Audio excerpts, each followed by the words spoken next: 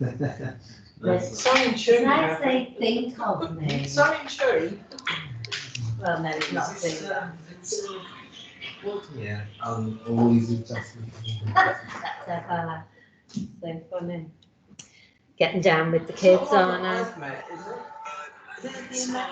I met Harvey on recently. Hilarious. With a fella at your 60th.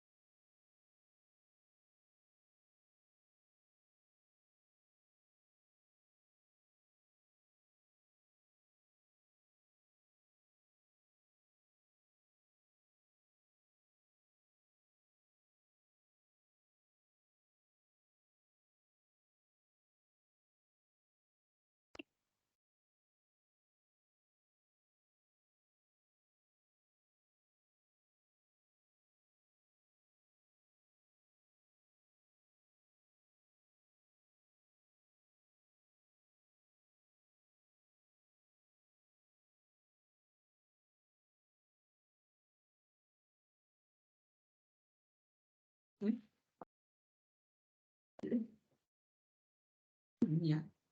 Yes.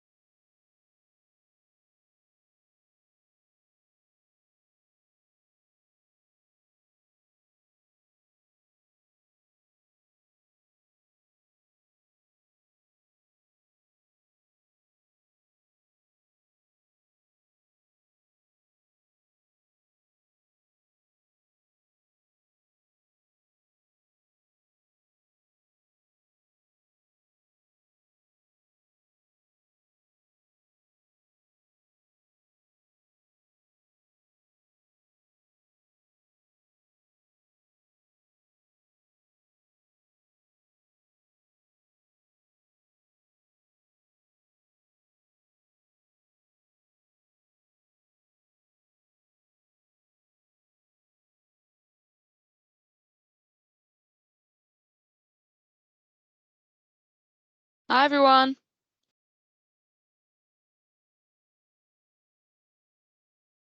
Hello. Hello. Hi. Hello. I'm just going to warn you all now that my internet connection today has been dreadful. So I may have my camera off a little bit, but I am here. Hi, Jess. Good afternoon, all. Hi. Should we give people a few more minutes as they join us?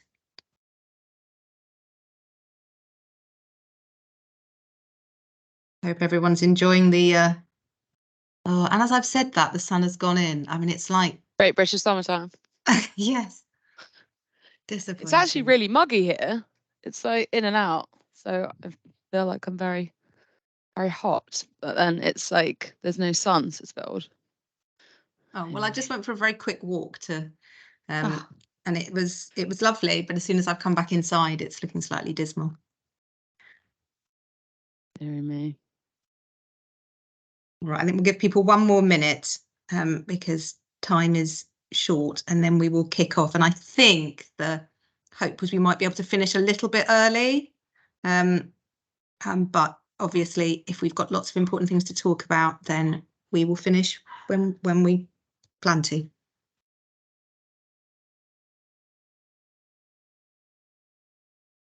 It's good to see so many people in the middle of I the was summer as just well. thinking that. It does help that we've got Nice. our brand new academy team here. So that's added an extra 6 people, which is amazing. And you'll Lovely. hear from them later. Would you like us to do a quick introduction for everybody from the programme team? That might be helpful for those of us that haven't met them yet. That would be great. Lovely. All right.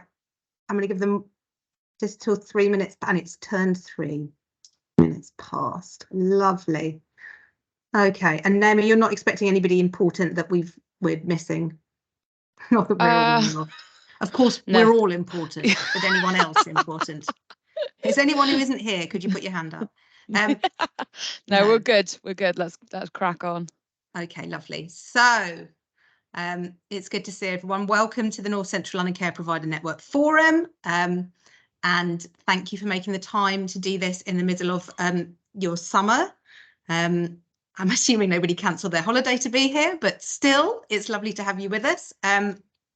My name is Jess Baines-Holmes. I am the Director of Integrated Commissioning, and I work jointly across both Barnet Council, responsible for social care commissioning, including all of our provider services, and the North Central London ICB, responsible in Barnet for healthcare commissioning for both children and adults. And I have the privilege of also being one of the senior responsible officers for our markets work, so working really closely with partners in the sector on behalf of both health and care. I continue to work really closely with providers, as I have done for most of my career, because I think, as you will all know, that often it is an unrecognised but completely critical part of our partnership, and the work that we do in North Central London, I hope, is helping to support you as providers to have a better voice and better access to the right sorts of conversations.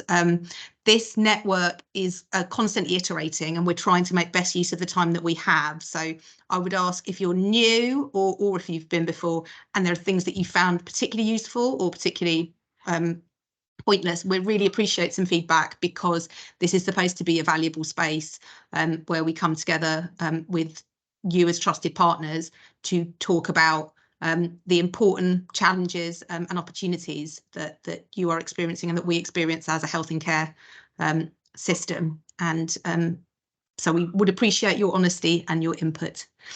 I'm going to hand over to Naomi and ask us to do a round of introductions do we want to do, there are probably enough of us that we might want to skip doing introductions for everybody, but just if the programme team could introduce themselves, and then as we go through, if you want to pop your name in the chat, or just introduce yourself and say where you come from and when you come in to speak, and please do speak.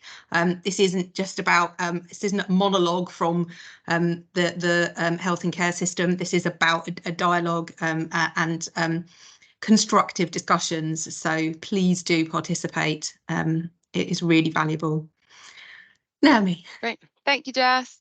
Hi, everyone. I'm Naomi. I am the Workforce Development Manager in the North Central London Adult Social Care Programme team. So I lead on lots of the coordination around workforce for North Central London, also linking closely with our partners in the ICB and also in primary care. And I'm delighted to say that we have got our academy team in place, as I mentioned at the start of the call, which is fantastic. So they're actually going to do their own PowerPoint and introduce themselves and talk about the wonderful work of the Health and Social Care Academy, which is launching in North Central London. But I am going to hand over quickly to Phil, who can just do a quick intro to his role as well. Thanks, Phil. Hi everyone, I'm Phil Darby. I'm the Adult Social Care Commission Lead for Markets in the North London Council's programme team, so responsible for older people and learning disability market management programmes and support around the digital programme as well. So really great to see so many people here, and I hope you enjoy the agenda. That's great, thank you, Phil. And just to say, this is an agenda largely that we've put together because of things that are happening at the moment, and we think it's particularly pertinent to update you on. We always send out and ask, and I will maintain that request, that if there are things that you want to hear from us, that you want more information on, or things you want to share, pieces of good practice that you think, actually, I want to shout about this and other people could learn from us, then we're really happy to put those on the agenda as well, and share them more publicly. We also want to just be able to celebrate your successes. So please do let us know if there's anything that you want to go on any future agendas, or you want us to be able to explore with you. Okay, if there's nothing else, shall I hand over to colleagues for the digital update? Yes, please. Perfect, thank you very much. I think that is us. So hi everyone, my name is Michael Cleary and I'm joined by Lark, who will introduce themselves in a moment. And we are from Transformation Partners in Health and Care. We're an NHS consultancy that are helping the ICB and the 5 North London councils put together a few bids for some funding. But we'll explain that in a bit more detail, but I'll pass over to Lark to introduce themselves as well. Hi there. Thank you very much, Mike. My name is Lark. As Mike mentioned, my pronouns are they, them, theirs. And Mike, I actually think you've covered the gist of it. I'm here from TVHE as well, helping to support on this work. It's a pleasure to meet you all. So the reason we're here is really to get some feedback, to get some thoughts, and to get some critique from you all. There is a funding pot available that the ICB and North London councils have decided they would like to go for, with the Adult Social Care Technology Fund. And it exists in order to get a bit of money for time-limited projects to try out bits of tech that might help adult social care, might help residents, might help the system more generally. And they have been quite clear about what they will and won't accept. So they've been very, very clear that it can't be anything that requires clinical oversight, so things that are too health focused are out, but it needs to hit those Care Act outcomes. It needs to be able to help people make best use of their homes, best use of their communities, good social relationships, and if it can help them stay out of hospital and readjust back to their own home once they get out of hospital, that would also be considered. So we've been doing a bit of work with North London to try and look at what are the things that are out there that might make a difference if we tried them for 12 months to see if there was a body of evidence that would say, yeah, it's worth doing it. And we've got 4 things that we wanted to sort of put to the group and just say, this is what it is, this is what it does. We're thinking about putting in a bid for it. What do you think about that? We've got some slides. We won't bore you to death with the slides. We'll talk to them. And it'd be really, really great if you could either in the chat kind of put whether or not you think it looks good, you've got some concerns about it, you have some questions about it. Happy to take conversation as well. We'll only be talking for a little bit and then we'll have a bit of a conversation. But it'd just be really, really good to get some feedback on actually, if we were to try and pilot some of this stuff, does it look like it'd be something you'd actually want? It's useful, you'd find it, helpful. There's obviously no guarantee with these kind of funding bids that we will actually be successful, but if you don't buy a ticket, you can't win the raffle. So we are really determined to make sure that we get in the best possible bids we can. And the areas that we're going to be looking at are predominantly older people with dementia and individuals with learning disabilities. Those are the 2 kind of key cohorts. And there's also another bid we'll be putting in around unpaid carers, but that's slightly different. So we've got some slides. Like, if I could lean on you to just pull those up. I promise they look busy. I won't drag you through every single section of them. But the first of the 4 bits of tech that we're thinking about putting in a bid for is a piece of equipment called RITA, which is an acronym, and it stands for Reminiscence Intensive Therapeutic Activities. The idea behind it is you get a very big screen, like a telly screen, and a kind of an iPad style tablet, and you give it to individuals with dementia or learning disabilities, people who might, cognitively struggle or might not be engaging with others socially or might just generally not really be engaging with the world around them. And through reminiscence, through bringing up events from the past in terms of music they may be familiar with, news clippings, movies, TV shows, even karaoke, you hopefully get them working cognitively, improve their kind of reactions around them, engagement with things around them as they see and hear things that are potentially familiar to them or comforting to them.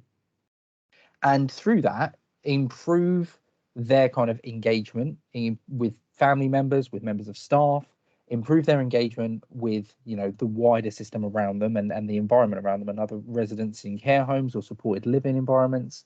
And whilst they were doing this, the idea was kind of, how do we address challenging behaviours? Is there something to be done there? And there's evidence to suggest that they have been able to do that, but they've also been able to do some interesting things in terms of evidence where some care homes who've had this tech installed have seen a reduction in the number of falls. They've seen a reduction in the use of PRN medication, so that kind of as and when medication, particularly around psychosis or insomnia. People generally tend to be sleeping better, those with dementia, there's less night wandering, and they think that there's a reduction in falls related to that. And they are seeing a reduction in challenging behaviour from people with learning disabilities in supported living schemes and also individuals with later stage dementia in care homes. So there's a bit of an evidence base there. It's not to replace activities and events that are already going on there, because we know that in-person, face-to-face interaction is really, really important. But where this is used on a daily basis, it's kind of just there to help individuals just connect a bit more with the world around them with things that are familiar. So we'd be looking at doing this if we were to put in a bid on this, and if this is something we go forward with, just around that dementia cohort, that learning disabilities cohort. Predominantly, it would be something that you would, for dementia patients, be putting in a care home. and you could have multiple patients set up their profile. And I'm sure, given the fact that the tech is there, if there were patients who you thought could benefit from it who didn't have dementia, you can also load up a profile for them. There's no limit to that. And for learning disabilities, I think we'll be looking at residential placements or supported living where there's that kind of multiple residents within a single setting environment. So all of the package comes, it doesn't rely on Wi-Fi. It's all just on an SD card, and it just needs a power source and a bit of charging for the tablet. And that's the first one that we were looking at. I won't the slides, and we've passed the slides on. Happy for the slides to go out in case anyone's interested. Generally, there's another slide to this that has kind of information on their funding and how, you know, they charge their packages, etc., which of course is there freely available for anyone to look at. I won't drag you through all of that. But that's the first one. And so if there are any thoughts, if you want to put them in the chat before we go to, I'll go through all four of the interventions first. And if there's anything in the chat in the meantime, please do put it in. But thoughts around that, whether you think it'd be useful, whether it's something you could see value in, would be really, really helpful to us. So moving on, the next couple that we've got are sensor-based technologies. They're predominantly for settings where the person's in their own home, in a supported living or home care or extra care setting. And they work very, very similar basis. It's becoming a more popular basis of sensors are put around the home. They're put on things like plugs for kettles. They're put on things like taps or the fridge. They're put around light sensors and even sensors that just monitor whether or not curtains have necessarily been opened, as well as movement sensors. There's no cameras and there's no microphones, but the idea of this, and Lily is the first of the two that we're going to go through. The idea is that these sensors pick up how someone's using the home. They pick up if the person is moving around when carers aren't there. Are they going to the fridge? Are they making themselves food? How much water are they drinking? Are they, you know, using the kettle very often? Are they pouring from the tap? And it's able to pick up things that when you look at as either a manager, a registered manager, or even a social worker, you can then see, oh, hold on a second, the person that I'm looking after, the person I'm responsible for, isn't going and getting themselves lunch. They're not drinking a lot. There might be a dehydration issue there. Maybe we need to do something about that. They're not opening the curtains. They're not sitting in a light room. They're not, you know, getting those kind of softer indicators of quality of life. They're not utilizing the house very much. Is there a mobility issue? And in fact, in some instances where people have been seen not to be moving around, social workers, care managers are able to say, well, they're probably not sleeping very well. They're not burning off any energy, which means they're probably moving more restless in the night. And this is probably affecting things like falls, risk indicators and such. So it's a passive system. And Lily is one of the systems we've been looking at that effectively allows you to see what is the person doing throughout the day when a care worker isn't there to observe it. Is their behavior different when a care worker isn't there to observe it? And is there any changes you could or would like to make based on that information? So it's really there to help decision making and help proactive decision making, possibly getting there just a little bit earlier, avoid those, you know, falls, those UTIs, those things that will result in an avoidable admission to hospital, and keep a person more independent, healthier, and safer in their own home. So that's one of them. This, again, can work with most groups. I mean, learning disabilities, physical disabilities, older people with frailty, dementia, all client groups that you could utilize this kind of tech with. And it's really just around a bit of a setup of about 15 to 20 minutes. Someone will need to put in all the sensors, make sure it's all set up, and make sure there's a big sticker attached to the hub that gathers all this information that says, please don't turn off overnight, because that apparently is one of the biggest issues with this. But that is the first of the two sensor techs. Moving on, there's again another slide around costings, and that'll be available for everyone. We'll send that out. The second of the two that we're looking at is called Just Checking, and they've got a product called Just Checking and a product called Just Roaming. Some people may be familiar with this.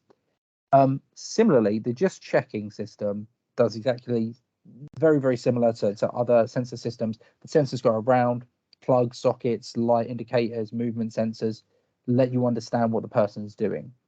The difference with Just Roaming, and the reason we put it second, is because it's got this kind of additional functionality. Just Roaming is a system in which all of that information gets pushed in real time to a device that's held by one of the care workers. And what that does is basically, let's say you are working in an extra care setting, let's say you're working in a supported living setting. We could even look at this in terms of a home care setting.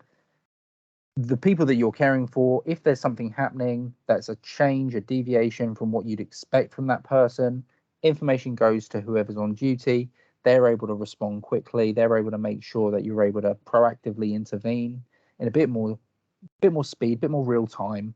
And the idea here is that, particularly for those cohorts, the learning disability clients, those individuals with dementia again, those individuals with frailty who are, you know, more at risk in extra care settings, you're able to just get that information in real time. You're not relying on someone happening to go on the laptop. It gets pushed onto the phone, and you hopefully, again, help independence, stop hospitalization, and you're able to just risk assess a bit better.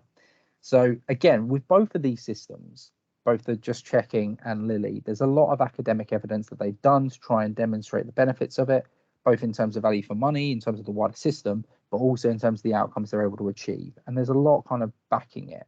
But what, again, we'd like to know is it something that when you hear this, you think, oh, cool, we could really use that. That'd be a really interesting thing for us to experience and to use. Or are you thinking, oh, gosh, that sounds like something that's just an added extra we don't need or wouldn't be useful? So those are the two sensor-based techs. And sorry, I know I'm going through this a whistle-stop tour, but the last one we're looking at is a bit more off-piece. It's to do with the unpaid carers element we spoke about before.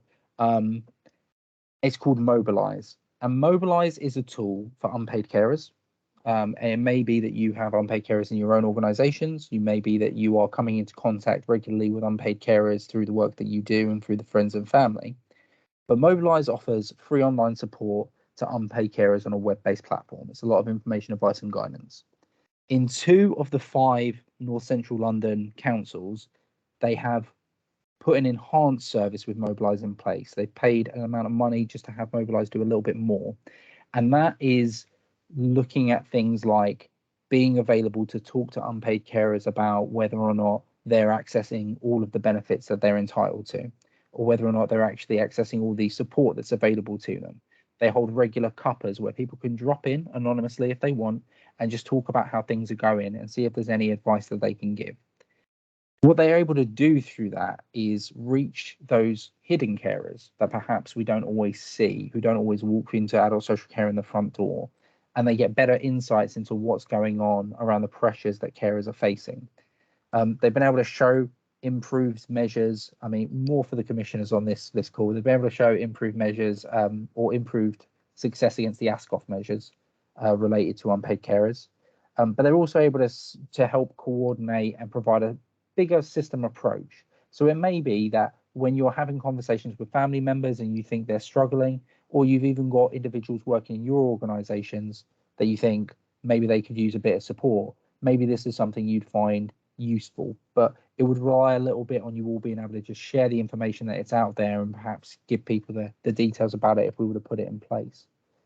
So again, after that, we've got a little bit around the information, the financial information, which I won't bore you with. But that is a whistle-stop tour on the 4 that we've kind of been looking at putting bids in for. What I'm really interested in, I've not looked at the chat, I'll just look at the chat in a moment, but I'd be really interested in opening this up and hearing, you know, actually, are these useful for you? Is this something you think, oh, great, okay, that actually would be interested in trying that? Or is what you're hearing kind of, yeah, there might be tech out there, but it's not quite this. What are the thoughts, the feelings that you've got around this? And we're happy to have a conversation around any of that. Or if you've got questions, if I've gone through too speedily, then more than happy to. But I can see Mui, who's been working with us very, very closely on this project, has put her hand up. So I will defer in the first instance to Mui to crack on from that. No, I was going to come in after the first person. All I was going to say is we're very keen to hear your views on this, but if you feel that there are some other things you want us to explore, which we won't explore in this round, but the other technologies you're very keen for us to look at, please do get in touch with us and let us know.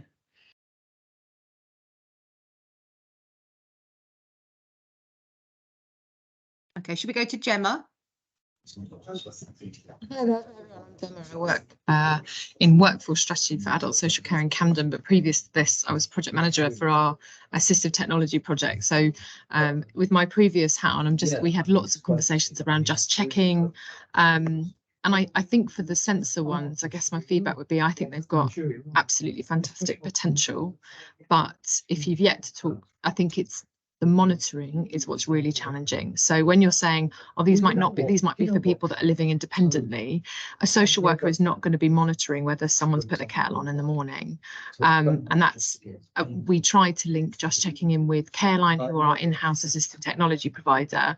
And I would suggest that you reach out to them for their experience, because I can't speak for them, but it's, as with most things, it's not as straightforward as we'd like them to be. So I think that they've got really brilliant potential, but I think you need to think really carefully about the monitoring aspect of them, and who would do that monitoring, particularly for people that are living independently, and not living in a sort of staffed service or semi-independent service. And then for Mobilise, Camden are one of the boroughs that use Mobilise. They're fantastic. I think they're really great. But it might be worth looking at the profile of carers, because they're online only. So if you've got lots of older carers who may not be using tech, that's probably just worth thinking about. But we have a really good experience with them. And actually, but for those of you that are employers in the room, Camden also commission Mobilise to support staff who have caring responsibilities. And I believe that's a really valued resource. So it might be worth thinking about that too. She was very involved. That's it from me. Oh, thank you, Gemma. That's brilliant. Thank you so much. We are trying to link in with telecare teams through the commissioning group. So we're going to the OP and LD commissioning groups to try and make our links in there. But we definitely will think about the practicalities, because from a previous life as well, I do know that it's one thing to put the tech in, it's another thing to make sure everyone's using it. If you need any interest to Camden's telecare team, I can put you in touch if you're struggling. Brilliant. Thank you. Phil, did you want to come in? Yeah, thanks, Jess. Just wanted to pick up about the evaluation piece, which is a really integral part to all of Connected Technology Fund, where roughly 20% of the funding for this is going to go towards evaluation. We're looking at working with UCLP partners in terms of our evaluation, and they'll do a very proactive evaluation across the course of the project. So it won't be, we'll pilot something for 18 months and look at the end. We'll check it on a regular basis and do a bit of test and learn and change things as and when we need to. So it's, as the evaluation and kind of the learning is a really important part of this, and that's why we've looked at quite a diverse range of different pieces of tech we can use to try and get that really robust body of evidence. And I guess around the Mobilise piece, obviously it's quite mature in both Camden and Islington. We were having a few discussions about, is there anything we want to do in terms of the development piece during the Mobilise for the boroughs was a higher level of maturity. So kind of planning to have conversations with Camden and Islington about that, see if anything we can do further to your already fantastic work. Really helpful, Phil. Really would encourage, if we've got providers on the call who have experience of any of these things working in practice or not working in practice, it'd be really helpful to hear from you. There's a question in the chat around whether we'd look at considering the RETA for dementia daycare services. I mean, I have to say, as a daycare services commissioner in Barnet, I would certainly be interested in exploring that with our Age UK Barnet. Yeah, I mean, there is no reason why you couldn't put it in that environment. The tech is self-sufficient. Everything is loaded onto an SD card, and over the lifetime of the contract, the Mobilise team, the RETA team, will send you updated SD cards. So it could very easily, I imagine, be put into a daycare environment if that is something we wanted to explore, and the flexibility in the bid would be there to see what is the best areas and settings to put this in are. Important question from Ali in the chat, and I'm reasonably confident I know the answer, but question around the cost to providers. Now, these are sort of investment opportunities that the health and care are trying to secure to bring investment into the sector so that we can work jointly together, and it should be at no cost to providers. Can you confirm that? I can confirm that. There is no cost anticipated for providers in any of these bids. The idea here is we're getting all of the funding from NHS England to implement something over a set period of time, And at the same time, we're talking with UCL partners as an evaluation partner to come in and basically do the work alongside to say, has this actually made a difference? Is there a benefit? And if there was, that would then build up into a business case for future investment. But what we're not suggesting here is that the providers would need to pick up any of the cost. There is, a needed kind of commitment around training for each of these. The tech will only work if you've got the staff trained up, and each of the providers for these technological solutions have been very clear. You might need an hour of some senior staff time, and it's a kind of train the trainer approach. So you're not having to pull loads and loads of people off of shifts to get all the training done. But if you don't kind of buy into that training, you're not going to be able to get the benefit out of the tech. So there are, that time investment is required, but financially, no. And I suppose it would be really helpful if providers can see challenges where you're thinking, actually, this is that's all well and good, but it is going to cost me either financially or in terms of capacity and resources. It'd be helpful to understand what they would be, so we can either weave them into bids or think about ways to mitigate that, because we want these to be things that work for you, that add value for you, that add value for the residents, for individuals. But if there are things that we haven't thought about, it would be really helpful to hear from providers where you can see something might be an obstacle. Yvonne, did you want to come in and talk about your experience of just checking? Be really good to hear from you.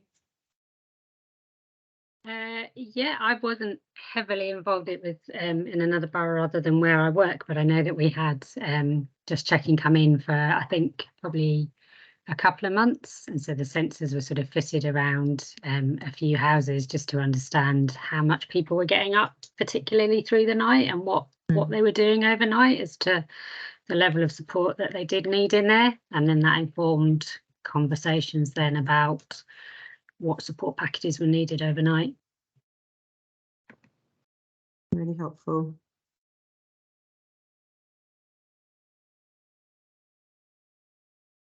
Anything else that, I mean, it's a lot of information in a reasonably short space of time. It is. I think the main thing for us is we're really, really keen to hear from as many people as possible, and recognise this might be something you want to go back and speak with some of your colleagues about.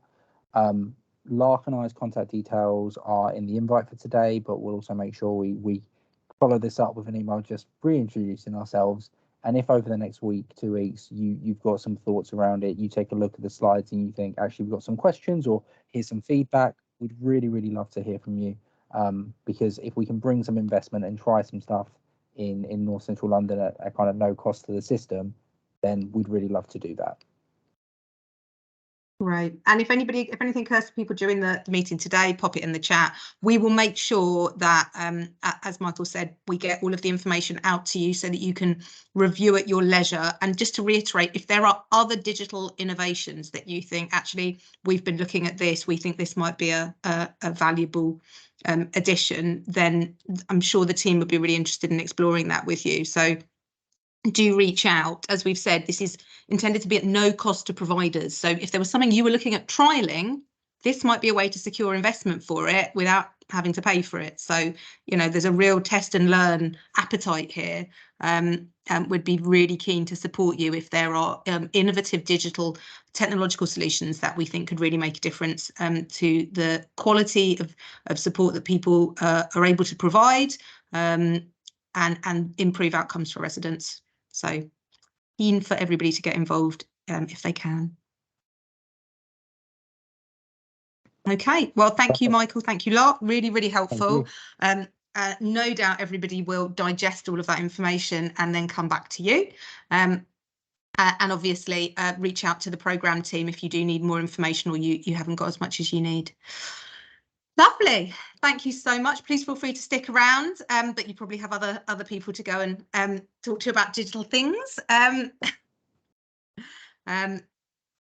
Gemma's made a suggestion about Oyster. So I shall leave that at the discretion of those more experienced than I. Mui, you can pick that up. Adamola will make sure we get the contact details. We can pop them in the chat, but we'll also circulate something after this meeting and make sure you've got all of the information that you need. Really keen to get people who are sort of early adopters on board. Good stuff. Okay, Naomi, I think I'm back to you for the next part of our agenda, and we're looking at an introduction to the Academy team, slightly more formally than we did at the beginning, and a bit about what's on offer. Yeah, thanks, Jess.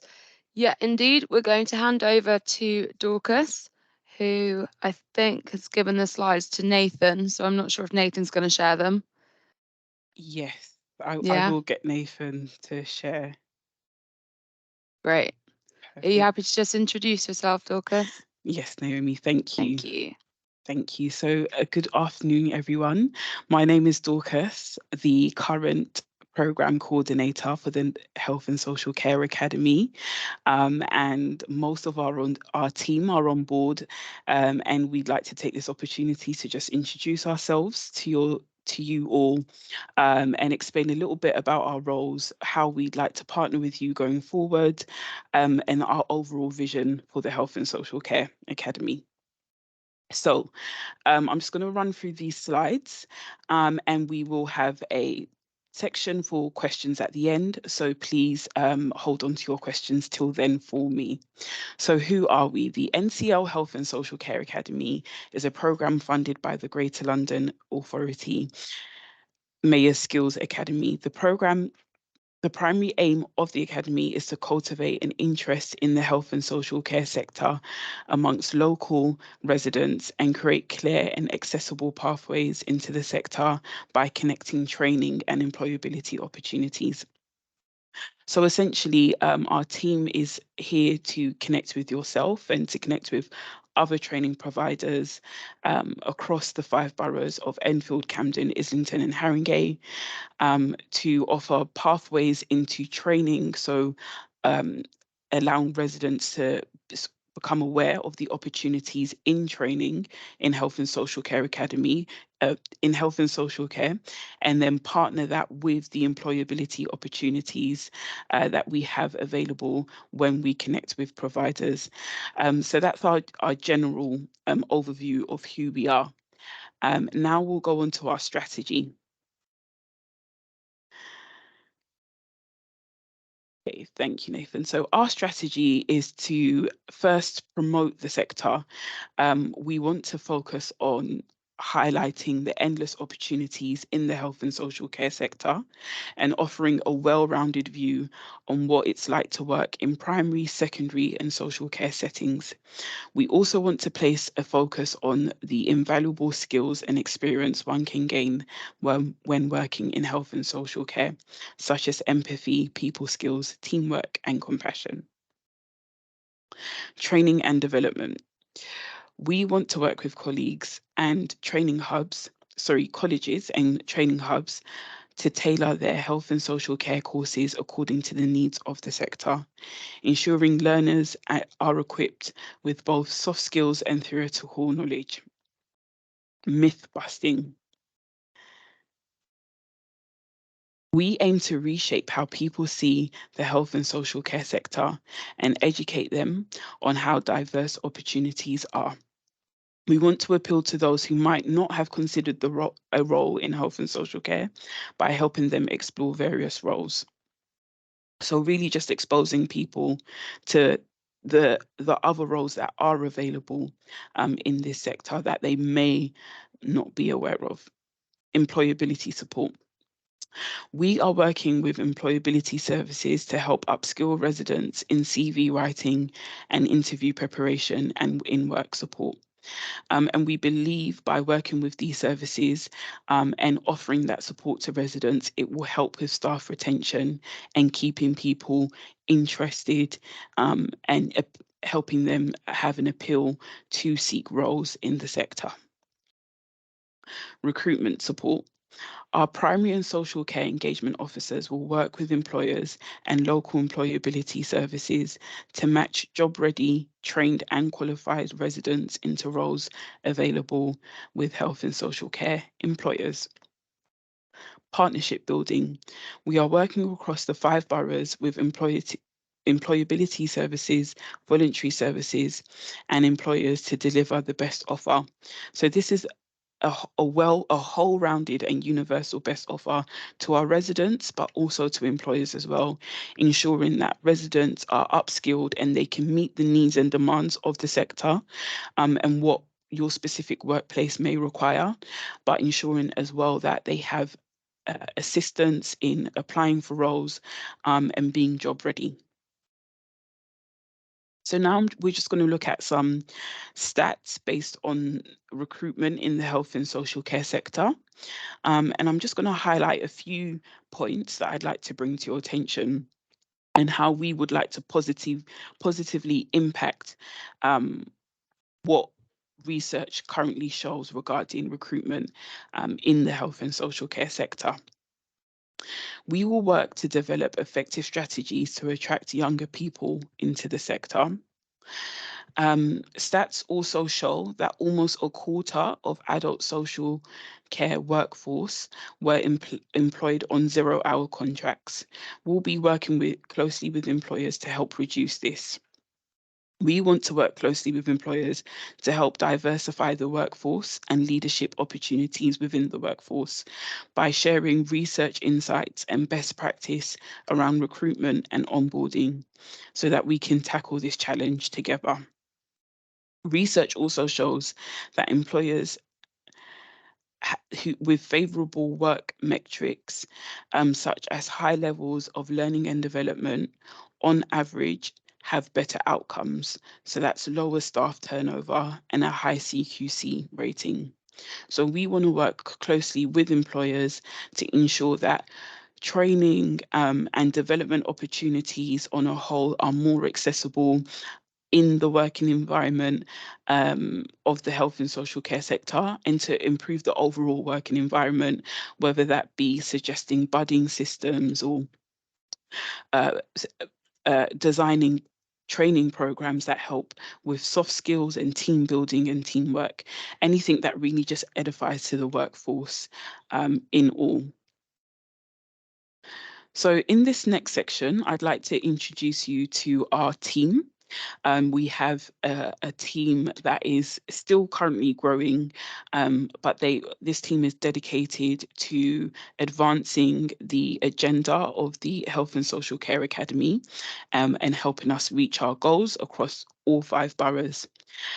So I'm going to start with the introduction to the team, and I'd introduce you to my role. So my name is Dorcas Jessie, the current programme coordinator for the Health and Social Care Academy, and I will be working with leading the Academy's team, ensuring that we are meeting our objectives in each borough, and also partnering with yourselves in any way possible to bring new ideas to our strategies and how we plan to be of assistance to employers and residents as a whole.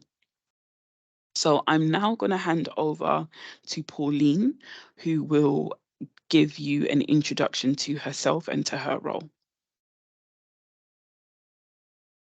Hi, good afternoon, everyone. I'm Pauline Hurtall. I'm the primary care employer engagement officer. I'm responsible for building and developing relationships with social care, primary care providers. That includes GPs, dentists, opticians, pharmacy, and working with them to improve their recruitment processes, also to ensure that there's diversity on the panel, and working with private employers to ensure that they are paying the London living wage where practically possible. And now I'm going to introduce you to Nathan. Good afternoon, everyone. My name is Nathan Cole. I am the Social Care Employer Engagement Officer. Some of you may know me. But yeah, essentially I'll be responsible for maintaining relationships with care providers such as yourself, helping improve the recruitment processes, so how you recruit and making sure, to enforce, not enforce, but values-based recruitment is applied to your recruitment processes, helping you to access good staff. So yeah, I'm going to now pass you on to our resident engagement officers, Nadia and Nilaria. Good afternoon, everyone. My name is Nadia, and I'm a Resident Engagement Officer. And on the call, there's also my colleague Ilaria, who covers the same role. Hi, everyone. And tomorrow we have Thomas joining. So there's 3 of us, all 3 being resident engagement officers, and our role is to work very closely with local residents to support them in finding sustainable and accessible careers in the health and social care sectors. And we'll be working very closely with the council's teams, with local training providers and other stakeholders in those areas. And we've decided to take a co-location approach, meaning that we'll be splitting the 5 boroughs amongst us. So one of us will be supporting Islington and Camden residents, another one of us will be working with Barnet residents, and the third officer will be working with Haringey and Enfield residents. I'm also going to introduce another team member who's not on the call today, but her name is Corina. So Nathan, if you can move to the next slide, please. Thank you. Corina is our academy administrator, so she'll be supporting the whole team with any admin duties. And now I'm passing it over back to Dorcas. Thank you. Thank you, Nadia. And thank you to the entire team for your introductions. So I'm glad that we've been able to do that, because now you see the faces of the people that eventually you'd be working with and will form relationships with around the Health and Social Care Academy.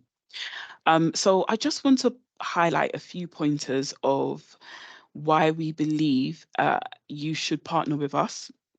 And the benefits we'd like to bring, the value that we'd like to bring to your business through partnering with the Health and Social Care Academy. So by partnering with us, you will have access to a diverse pool of candidates with various skills, experience, and backgrounds. You'll have access to a continuous pipeline of job-ready candidates who are looking to gain experience and or establish a long-term career in health and social care. You will be able to train and mold newly qualified candidates according to the culture and vision of your organisation, complementing your already existing workforce. Your new recruits will be supported by the employability services we partner with, and this will contribute to long-term sustainable employment. We will work with employers to help carve good and flexible employment opportunities that attract more residents into the health and social care sector. And we'll work closely with you to understand your specific recruitment needs and offer a tailored recruitment service. We want to hear your feedback and comments to help us continuously develop new strategies around recruitment and staff retention. So I would like to briefly reintroduce again Pauline and Nathan, who are going to tell you a little bit more about their roles. They will be working with providers and with employers on a more one-to-one basis to help with recruitment needs and employability support in all. So I'm just going to hand over to Pauline, who will take this section. Hi, everyone. I'm back again. Just to tell you a bit more about my role, I'll just give you a brief summary. I'm the Primary Care Engagement Officer, and I will be working alongside employers to build really good relationships. I think that's key. And I will be working with you to recruit candidates who meet the essential criteria for your roles, sitting in on interview panels if you require it, to ensure that there's diversity on the panel. We know that remuneration is linked to recruitment and retention, so ensuring that the candidates that we place with you meet the essential criteria, but also ensuring that if you can, where practically possible, you pay the London living wage, and also just ensuring that we meet your recruitment needs, putting together programs that are tailored to meet your needs, and also if there's any queries, anything you need in terms of recruitment and retention, we are happy to work alongside you. And I'll pass you over to my colleague, Nathan. Thank you. Hi everyone. So yeah, along with Pauline, we'll both be doing much of the work that she outlined. Along with that, bear with me, we'll be working not only with training providers and other services across NCL, but also with our NCL borough providers. So for Islington, that'll be I Work Islington, Good Work Camden, Haringey Works, Enfield Employment Services, and Boost Barnet. Again, kind of reiterating what Pauline's mentioned earlier, it's about kind of building those relationships between not only ourselves and the borough providers, but you as the care providers and the borough providers, making sure that there's that connection, relationship, that if you do have needs in terms of staff or training, that you are able and feel comfortable to reach out to one of these services or ourselves to help you, to support you with that. So yeah, that's essentially our role. So let's pass you back to Dorcas. And can I just add one more thing before you go back to Dorcas? Just to add one more thing, in terms of all the employers and providers that we work with, I would suggest, if possible, that you offer flexible working. We have lots of residents who require flexible working, who are absolutely fantastic candidates. Some are carers themselves, some are parents, some have, some are in education, that require, you know, work in the health and social care sector. And I think it would be a great opportunity for our providers to kind of link with us, to kind of tap into those kind of clients. And also we have young people, because we work with schools, and we work with not only schools, but we kind of work with people who possibly want to do apprenticeships. So there's kind of a whole talent pool out there that our providers can kind of tap into. And I think it would be a great opportunity for our providers who are here today to tap in to those candidates. It would be building your talent pipeline for the future. So yeah, thank you very much. And thank you. Thank you, Pauline. Hand you over to Dorcas. Thank you. Thank you, Pauline, and thank you, Nathan. So taking everything together, again, we're really excited to work with you and support you wherever need be.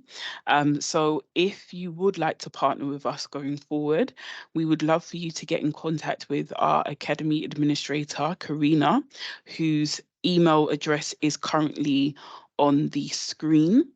Alternatively, you can leave your email address and telephone number in the Teams chat, and we'll pick up your details and get in touch with you.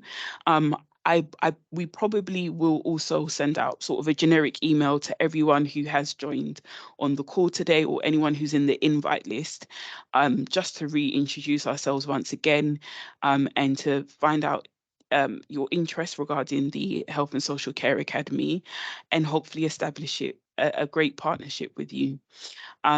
So that is a summary of everything we wanted to sort of touch on today.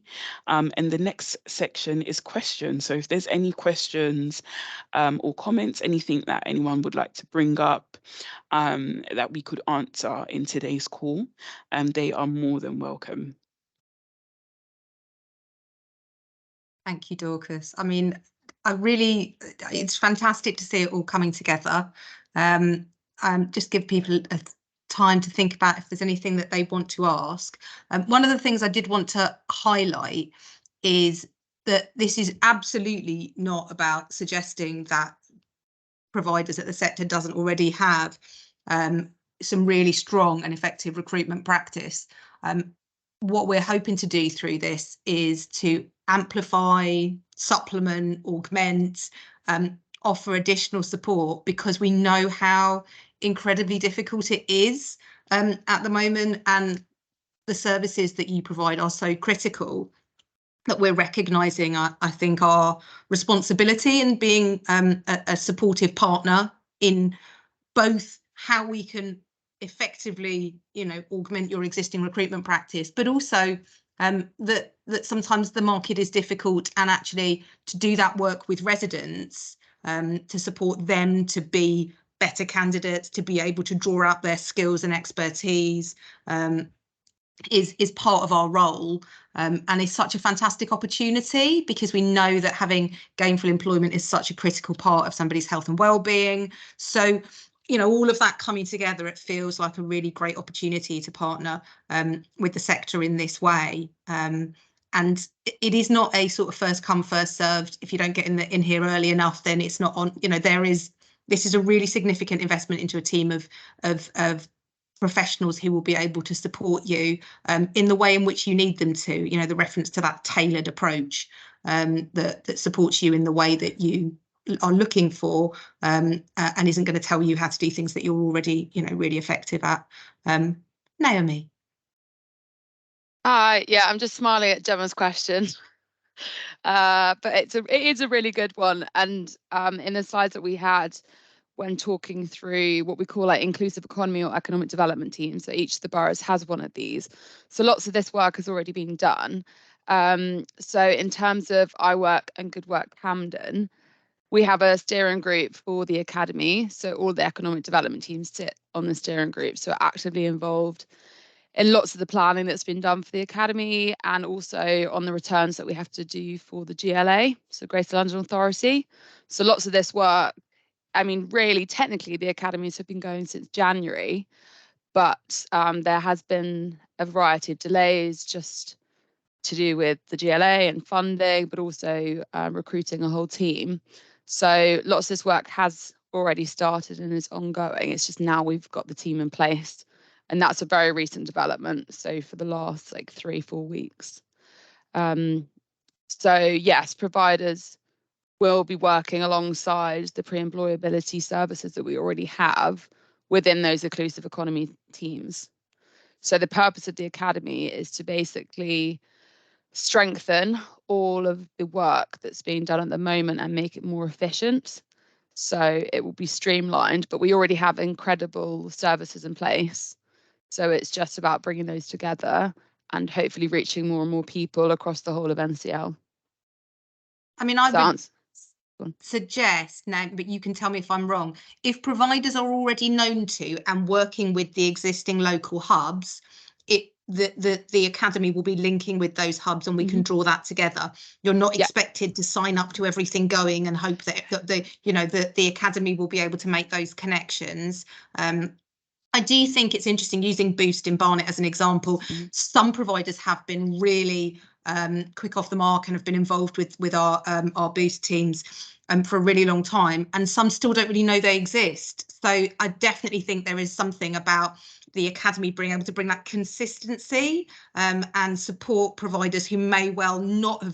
I mean, it's one of those interesting things, isn't it, that when we come to a group like this and we talk about all of these things, often it's with providers that are already involved, because by attending these sorts of events and these sorts of networks, you're probably the early adopter providers, the providers that are already well connected, and we're trying, you know, to support providers who perhaps aren't as well connected. So there is something about, you know, continuing to do that outreach piece.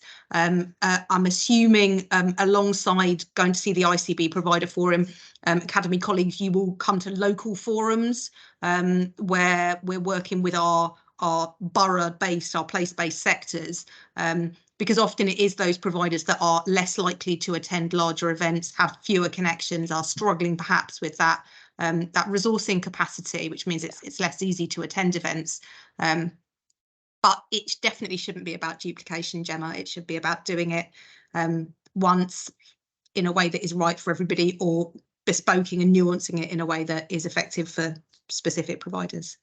Yeah, and I do think we need to probably, because I've been going to commissioning forums recently to talk about the work of the academy, but it's very much been a sort of abstract concept until now. So I think strengthening links with commissioners as well as part of this model is really important, because I know that there are so many forums across all of the boroughs who already link in. So yeah, it's there's still lots of work to be done, but it's a very exciting point that we've got to with it.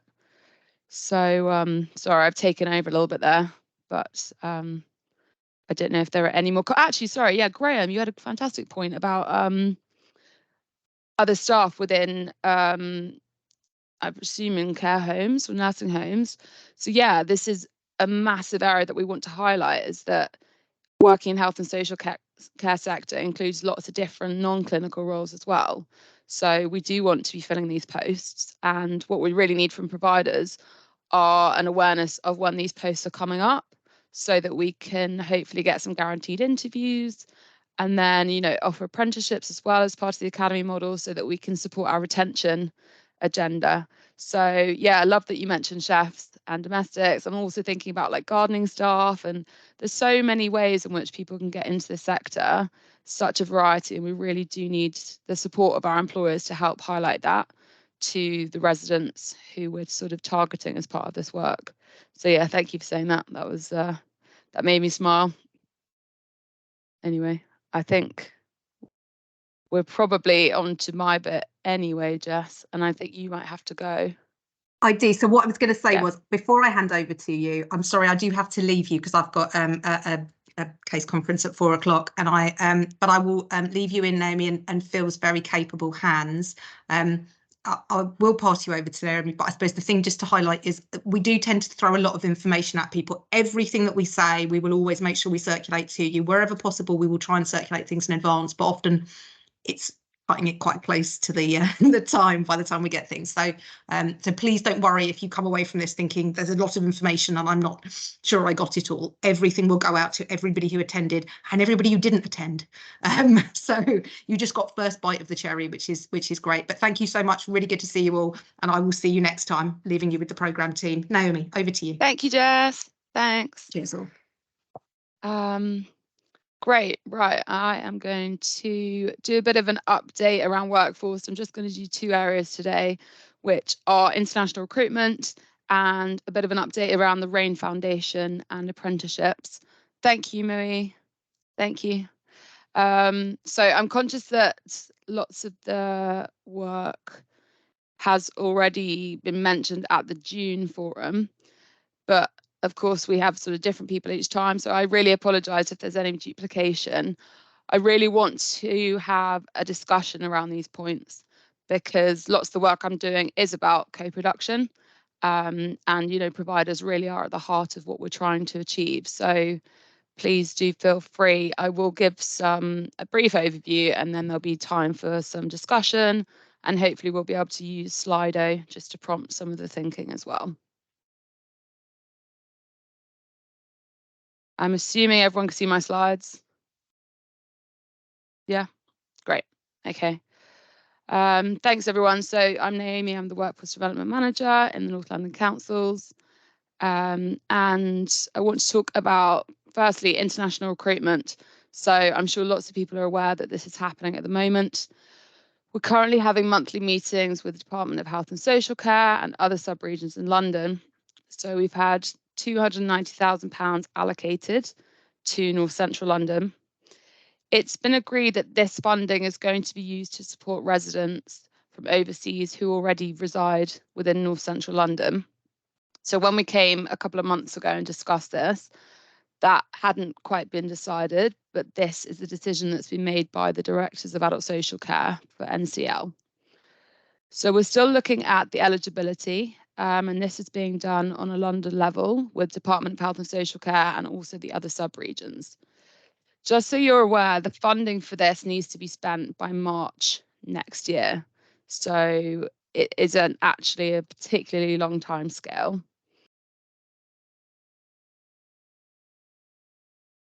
So some of the proposals for NCL, as we mentioned previously, we want to look at things like pastoral care. So we're likely to be using a recruitment agency to provide individual support for individuals with welcome packs, support and advice, and to support people looking to work in the sector with advice around visas and leave to remain, and lots of the work that we have to link into the Home Office with. But we also want to look at enabling people to thrive and live well within NCL, and therefore sort of linking them in with community groups, thinking about people's quality of life, independence and well-being, and essentially supporting people to remain within the organisations, but hopefully to have access to progression as well if this is something that they would like to do. So we're going to have a London-wide project manager who's going to coordinate best practice and will have oversight across all of the sub-regions in London. This will provide sort of best practice support. They will also help us with the returns that we need to do to DHSC, because we'll have to report back as to how the funding is being used. In terms of the recruitment of workforce, as I mentioned, we're going to use this to identify and support overseas residents who are already in NCL, and we want them obviously to explore roles in social care. So we do need to work with people locally to understand where there may be communities of people who sort of fit these categories and are interested in working in health and social care, but also to think about what would make the biggest difference. So there's lots of different groups already that we work with, and also through the academy, we'll be able to sort of link in through our outreach officers as well. And that leads me nicely on to the Academy Steering Group. Will look to develop a pathway for communities such as refugees and other eligible residents. And the community engagement officers will be working very closely already with the economic development teams. So they'll be able to support with the resident engagement with this group of people. We also want to have flexible funding to support individuals with costs that prevent barriers to working in health and social care. So it might be that there are ESOL requirements or exams such as the OSCE for overseas nurses, possibly looking at accommodation costs and certificate sponsorship for people already living in NCL, but who don't have a visa to be able to work yet. So I think this leads me on to the discussion points. If I stop sharing, Nathan, please could you have a look at this Slido? Oh, sorry, I couldn't see hands, Phil. Sorry, I'm just getting the Slido up now. Shouldn't be long. Okay, thank you. Sorry, I don't know if there were hands up or not. No, okay, that's fine. All right, thanks, Nathan.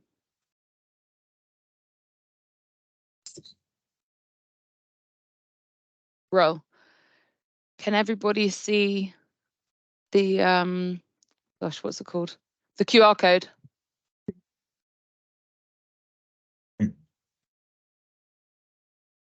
Yeah. Yeah. Yeah. Yeah. So yeah, if you're able to join that, everyone, you could just go to Slido and put in that code, or you can use a QR code, your phone to scan the QR code. Elaine, do you want to come in? Oh, this is not something I like. And oh. No, I'm sorry, I just pressed that by mistake. Oh, that's okay. No worries. If people don't want to do Slido, we can have the questions up here. I'm really, really keen to get your thoughts. To ask. What's your question? Do you have any question for them? Don't have any question. I'm already using it. Are you guys all right? Have you found the Slido? Yeah. Yeah. And again, I'm sorry for any duplication. got 3 people in at the moment. Yeah.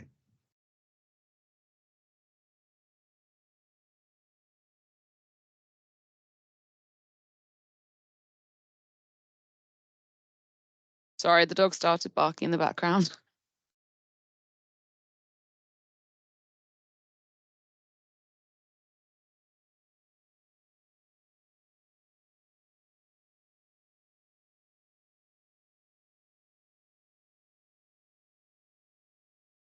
Okay, how many have we got, Nathan? 9 come through. Okay. So generally it's a no for pre-existing international recruitment. So that's sort of in line with what we had at the results of the workforce survey last year. Does anyone else want to quickly vote, or should we call it at that? So sorry, of those no, the 70%, there's another bit would like to start. Or is that a separate question? Should I move on to the next question? Oh, sorry. Yes, please. Sorry, I'm trying to stop the dog from barking in the background. No problem. I'll give it 20 more seconds for everyone, and then I'll switch to the next question. Although it's a mental 20 seconds. Yeah, just switch, I think. I realise that not everyone here is an employer. Okay, I'm going to move on. The questions should still be live afterwards. So. Oh, sorry, I think I've miswrote that. Don't worry. I think this is a word cloud opportunity. So if you aren't doing international recruitment, but you would like to, what sort of help do you think would be needed from us as a program team? Oh, okay.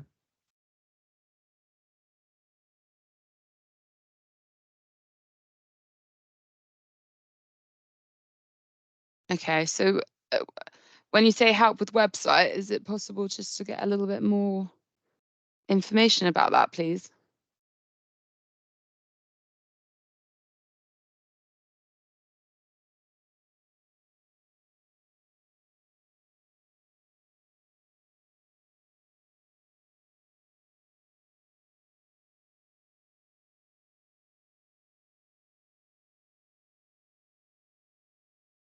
Okay.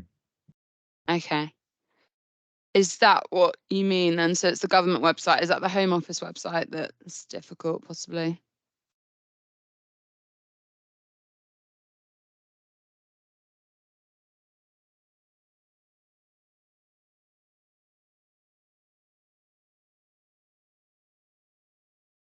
Okay.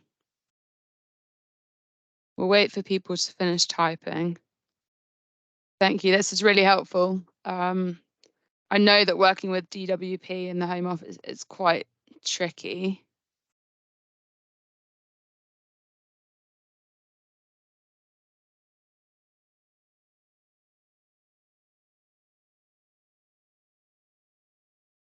I remember housing was mentioned before.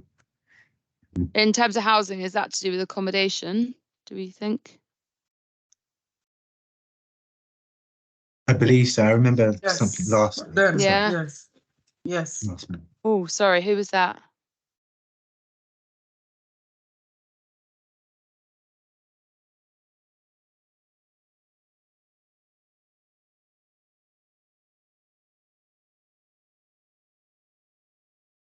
Effie. Is it? Great. Thank you. Some really rich data coming through here.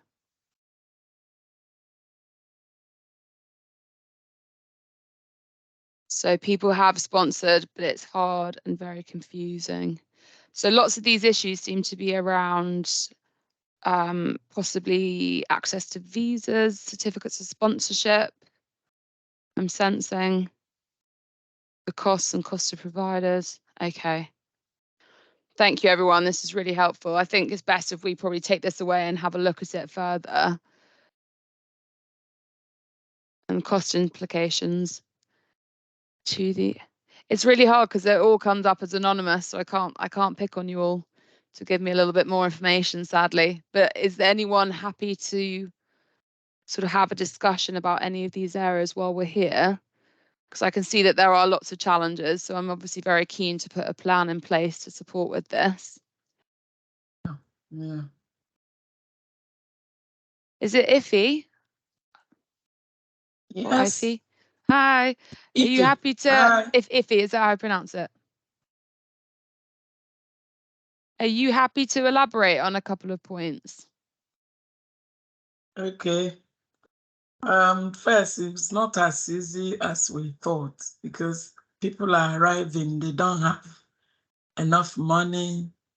So we're prepared to give them loan, worry about their accommodation, and support them with, like transport, like, weekly travel pass or monthly. And then the kind of, it's just challenging also because of cultural differences, the way they see care provision in their country, different countries. they don't never understand that it's quite intense. And in this part of the world, they are very much hands-on, you know. You have to go into, I'm a domiciliary care provider, going into people's home, making them as comfortable as possible, and then looking about what to do to be able to spend the allocated 45 minutes to 60 minutes time. This they're finding quite challenging. And then when we, you know, bundle the support around like their catchment area, still they are running late to meet with the calls. It takes, they are not getting to the individual service users on time. It's just a huge hard work. So, Yeah. but what lesson we've learned now, we're just taking it easy. And then among all, you will set up all the provision and support. All of a sudden, the package will end, you know. Enablement package, people are doing better, you know. You need to report, need to be as transparent as possible to make sure that you're giving them that support to enable them feel better from how they were when they come out from hospital. So people are finding it quite challenging that after 6 weeks, if care package and you're trying to educate them to go into, you know, supporting someone else. You know, I think they just thought that once they come in, they'll be working with one person for like a longer period of time. So yeah. That's really interesting. And are you specifically a reablement provider, or do you do both reablement and older people. But even the Okay. elderly ones, some of them tend to improve, and you know they would like to reduce from maybe twice a day visits to once a day visit. Yeah. And this is challenging to the So oversee. is it in terms of sort of people understanding what the work is going to look like before they start? Yes. And that's what's difficult, because I guess the nature of the work in social care as well is that it's not that predictable. So you have to cover sort of all range of types of work for people. And if they find that their home country works very differently to the UK, is that what you mean? So there maybe is a little bit of lack of understanding as to what exactly the role may entail. Yes, and then, you know, when we talk of communication, in health and social care, communication is like everyday thing. If people are doing better or there's redness around certain areas of the body, you have to feedback, you know, to your provider, these sort of things, you know. We're really spending a lot of time in training. Yeah. I don't think it's an easy one. Okay, so what do you think would help? Like, what do you feel our role could be in terms of helping you with that?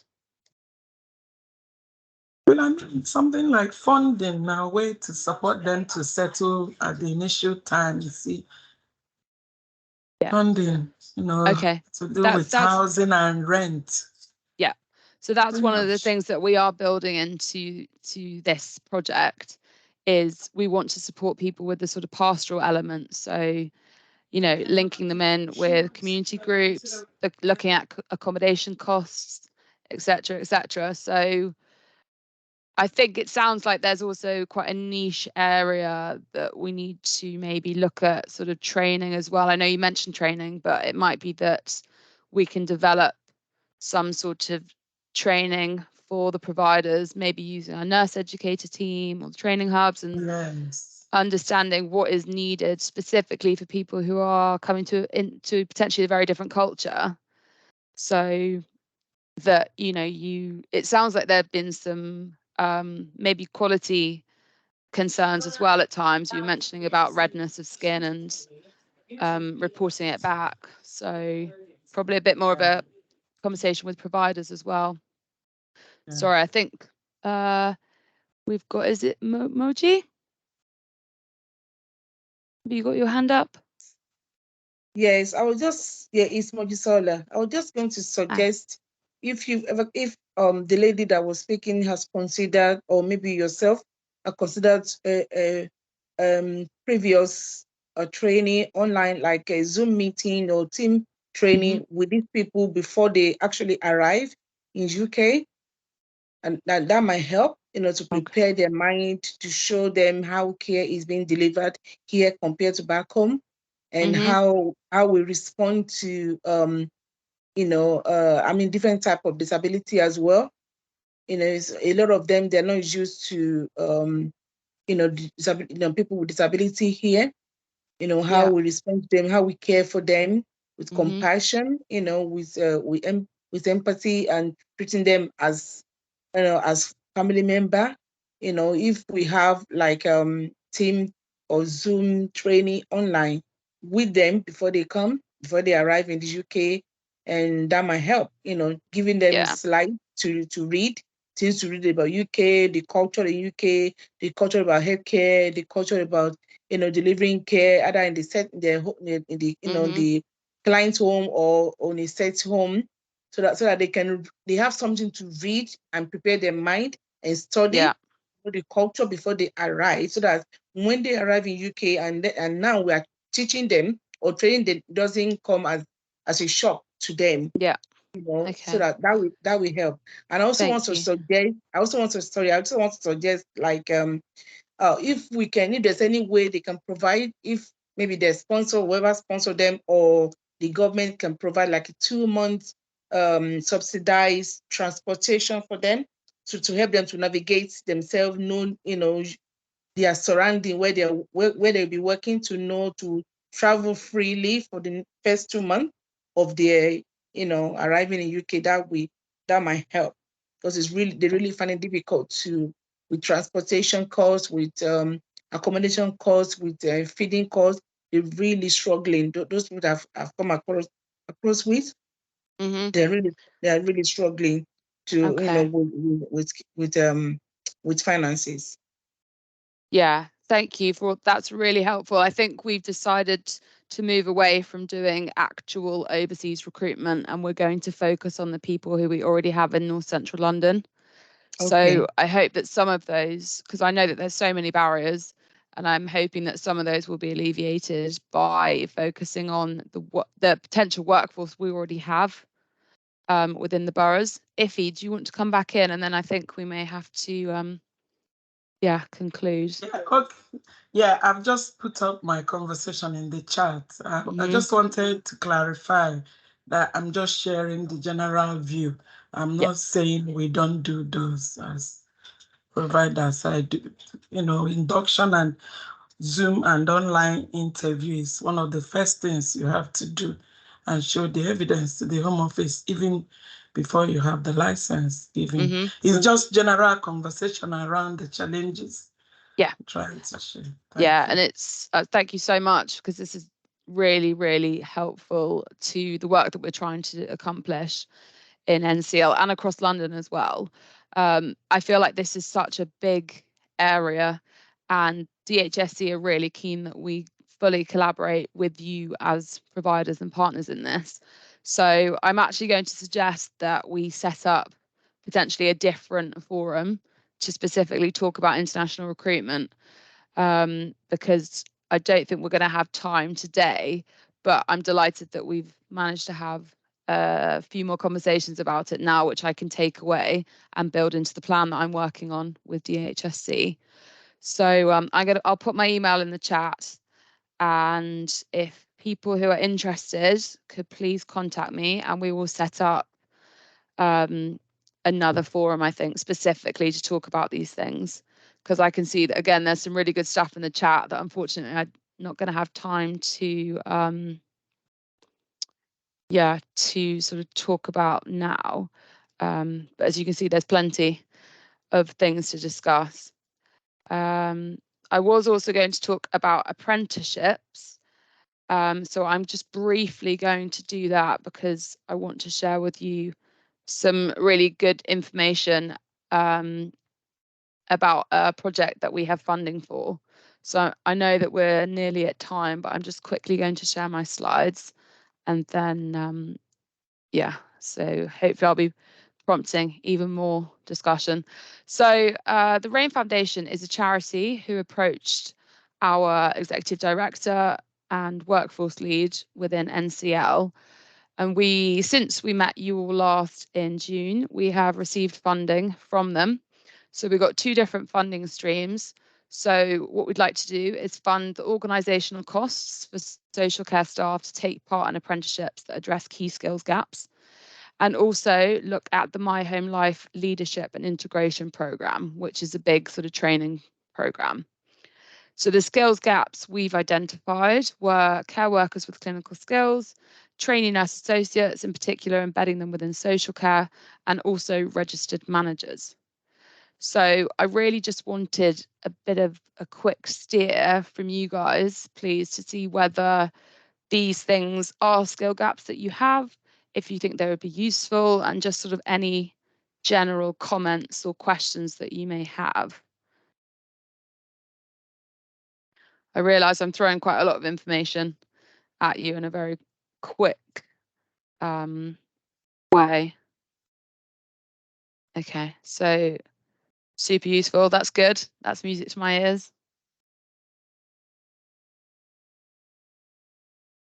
We are, and I should mention actually, we are due to do our latest NCL workforce survey. Well, at present. So we will try and capture lots of this information through that as well. We're just trying to finalise it before we send it out to you.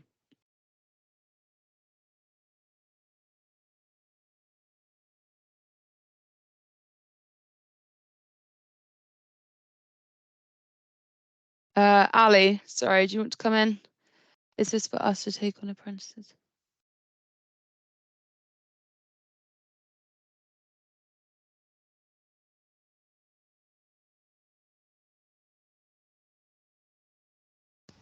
Yeah, is this an opportunity for us to actually take on apprentices, or for our current workforce to participate in an apprenticeship scheme? A bit of both, really. So last year when we did the survey, we found that lots of organisations had difficulty with the organisational costs for apprenticeships. So I know that's been one of the challenges. So yeah, there will be opportunities to have employees go on to apprenticeships.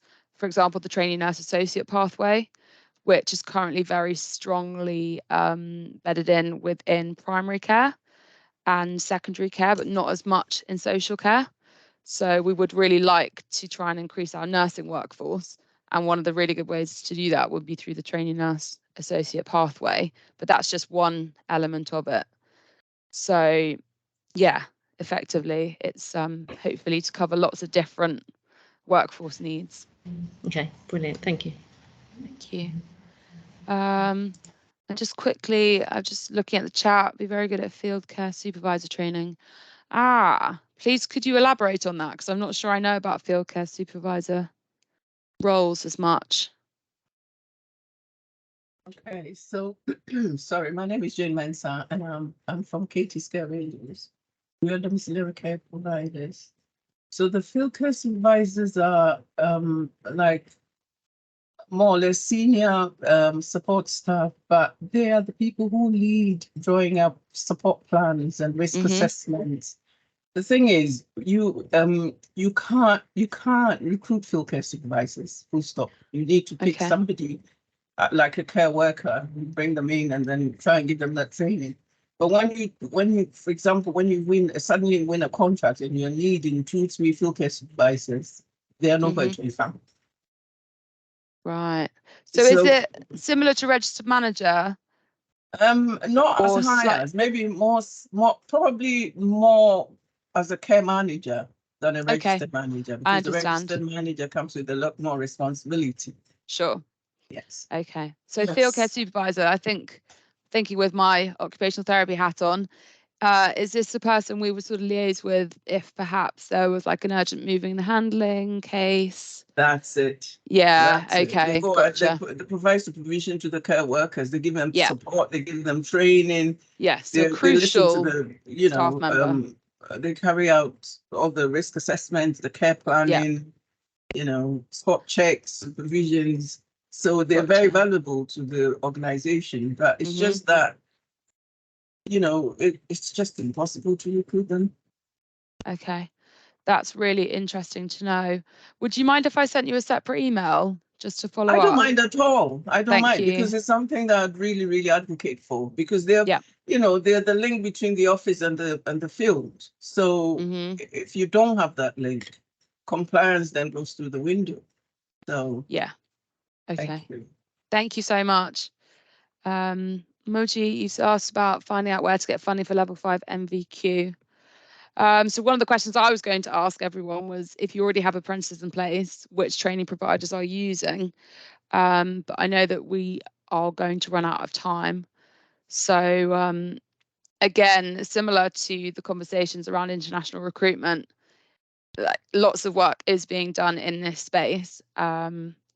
And I think apprenticeships are also being looked at by our colleagues in the ICB as well. So I'm hoping by the next time we meet, I'll have a lot more of an update for you. But please, in the interim, if you want to get any more information, please do email me directly, and we'll do what we can to sort of support in the meantime. I'm going to hand over to Phil now with 1 minute to go. Thanks, Emma. I'm just going to start by saying thank you to everyone for coming along again today. Really great turnout in the middle of the summer holidays, and been some really interesting and detailed discussions. So yes, really appreciate your time. For a plan for future meetings, we'll send through a list of a few ideas that we've got, but we really want this to be as collaborative a meeting as possible. If there's anything you want to see on future agenda items, please do let us know, and we're more than happy to put them on the future agenda. Is there any final business people want to raise in the last 30 seconds we've got? It's one quick thing I want to mention, which is about digital social care records. So we've got funding from NHS England to help support providers transition from paper-based records to digital records. We'll provide a grant to help you choose a provider, pay for the implementation costs and the first 12 months of a license fee. We brought the information to previous meetings. We'll send out kind of details with the presentations and notes from the meeting. But yeah, we've got a bit of money to spare. Really want to support providers with the transition, so please take advantage of it. Any questions, drop me an email. But that's the time. Again, thank you so much. Great to see you all, and enjoy the rest of your day. Thanks very much, everybody. Thank you. Thanks. Take care. Thank you. Bye. Thank you. Thank you. Thank you, everyone. Bye. Bye. Bye. Bye.